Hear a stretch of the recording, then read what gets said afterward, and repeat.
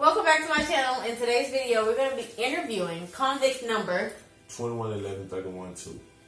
If you already subscribed, thank you for coming back. If you haven't subscribed yet, please hit that red button down below to subscribe to my channel.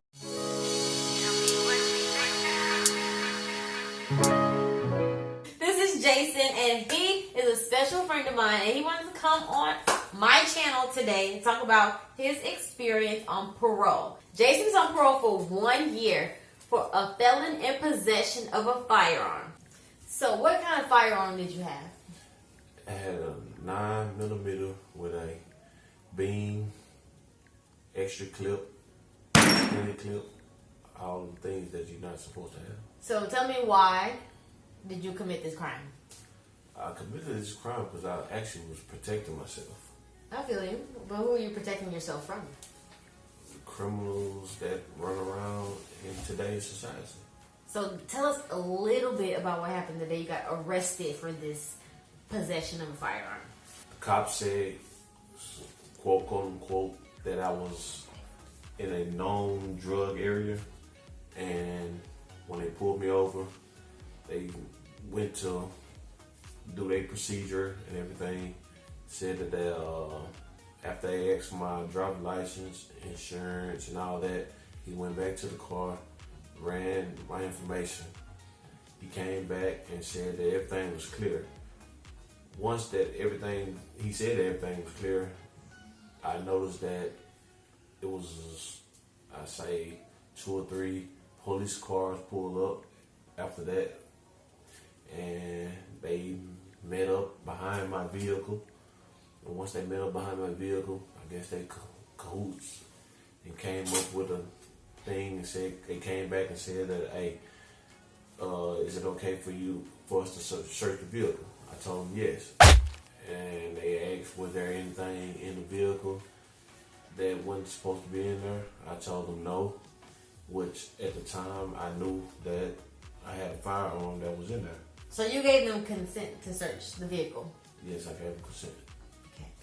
And once they searched the vehicle for about 45 minutes to an hour, they came back with the firearm. They came back and asked me who did the firearm belong to. I told them that it belonged to a female friend of mine. Was that the truth?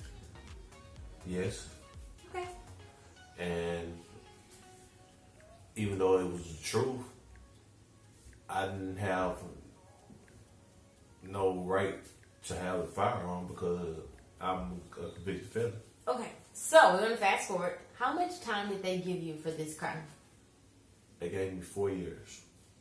4 years in prison. He was sentenced to 4 years in prison for being in possession of a firearm as a felon. So how much time did you serve in prison? Tell the people. I served 3 years on a 4-year sentence. Okay, so after getting out of prison, serving 3 years, now you're on parole, right? Correct. For how long? I'm on parole for now a year. So tell the people your experience being on parole. Being on parole, it's like 1 foot in, 1 foot out. You know, you still have to abide by the rules of parole. Parole and probation is 2 different things. You know, being on parole, you know, you have to take NAA classes. You still have to report once a month. You have to do a home visit. They have classes set up for you for, you know, to try to like get you back into society and to, you know, better yourself. Okay. Do you think parole is hard? Is it anything that's too strenuous for you to deal with? Not really. It's really basically how you go about doing it. You know what I'm saying? If you want to be a hard ass and don't want to abide by your parole stipulations, then, you know, it's consequences to your actions. How many times do you have to meet your parole officer? You have to meet your parole officer once a month, and then you have to do a home visit once a month. So when they come to your home, what do they typically do? When they come to your home, they come, see if that you're staying in a good environment. You know, as far as your household is, it's, you know, if you're in a good, stable, how can I say it? Like a stable environment? Yeah. I feel you. Yeah. So tell me, do you think it's better to be on parole or in prison? I think it's better to be on parole. Nobody wants to go to prison because there's a lot of things that goes on in prison. You know what I'm saying? But you know, there's a lot of things that goes on in the real world too. In yeah. the free world. Let me say the free world, not the real world. Yeah, but you know, at the same time that, you know, they say when you're in prison, you can find the same things in prison that you can find facts in the world. You know what I'm saying? Mm-hmm. You know, you still have the drugs, you have the cell phones, you have, you know, all type of things. You know. But so what makes it better being out versus just finishing your sentence in prison? Because you're free. You know, you don't have nobody to tell you when to go to bed, get up. You know, when you're in prison, you got to shower with anywhere from 50 to 100 men. You know what I'm saying? You know, butt naked. You know what I'm saying? So I'd rather be at home when I can go take a shower when I feel like I want to take a shower. Facts. All facts. You know what I'm saying? So, you know. So, do you have any advice for somebody who's freshly on parole? Whatever it is that your parole officers need you to do, you know what I'm saying? As far as like get a job. But as a felon, do you think it's like harder to get a job? In some cases it is. But you know, what they having this, I guess, prison reform, whatever, you know, they saying that they're trying to help you to be able to come out and succeed. But in some cases, it's